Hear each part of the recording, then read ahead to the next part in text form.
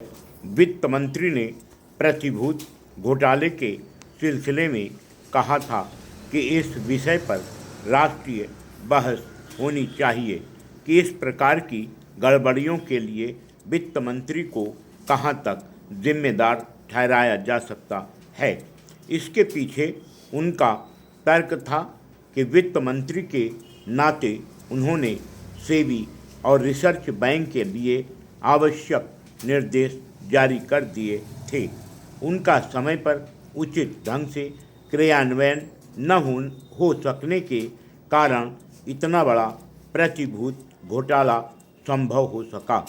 इन गड़बड़ियों से अपने को मुक्त करते हुए उन्होंने यह भी कहा था कि रिजर्व बैंक ने अपने दायित्व का ठीक ढंग से निर्वाह नहीं किया था, अतः घोटाले की जिम्मेदारी मेरी न होकर रिजर्व बैंक की है। यानी वित्त मंत्री ने अपने नैतिक दायित्व से बचने के लिए रिजर्व बैंक को बलि का बकरा बनाया था, क्योंकि रिजर्व बैंक कुछ नियमों और कानूनों के अंतर्गत वित्त मंत्रालय के अधीन काम करता है। परंतु जब रिजर्व बैंक को सक्षम और प्रभावी बनाने के उद्देश्य से उसे स्वायत्तशासी बनाने की बात उठती है तो उनका तर्क होता है कि भारतीय परिस्थितियों में ऐसा करना संभव नहीं है, क्योंकि देश की जन भावना इसका समर्थन नहीं करती। परंतु वे यह भूल जाते हैं कि देश की अर्थव्यवस्था और बैंकिंग प्रणाली जिस दबाव के दौर से गुजर रही है उसमें रिजर्व बैंक की कार्यप्रणाली और नियंत्रण व्यवस्था में सुधार किया जाना आवश्यक हो गया है, जिससे बेहतर वित्तीय अनुशासन पैदा किया जा सके। बैंक को स्वायत्तशासी संस्था बनाने की मांग नहीं है। यह मांग राजनीतिक स्तर पर भी समय समय पर उठती रहती है, परंतु केंद्र सरकार इस बारे में अब तक साहस नहीं कर पा रही है।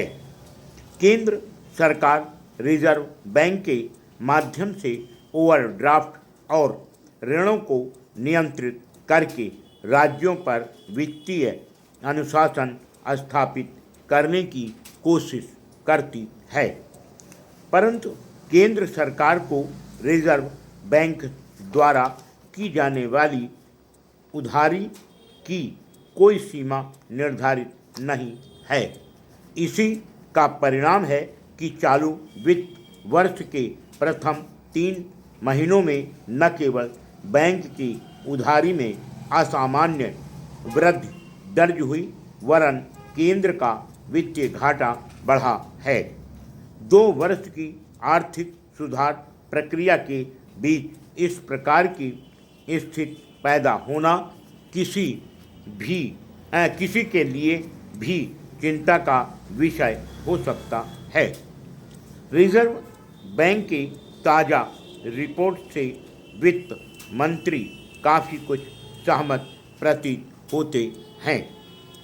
वह इस बात का आभास दे रहे हैं कि बढ़ते बजट घाटे को पूरा करने के लिए बजट में आर्थिक सहायता की वर्तमान मात्रा में कटौती करने और कर राजस्व को बढ़ाने के लिए उनके पास कोई विकल्प नहीं है।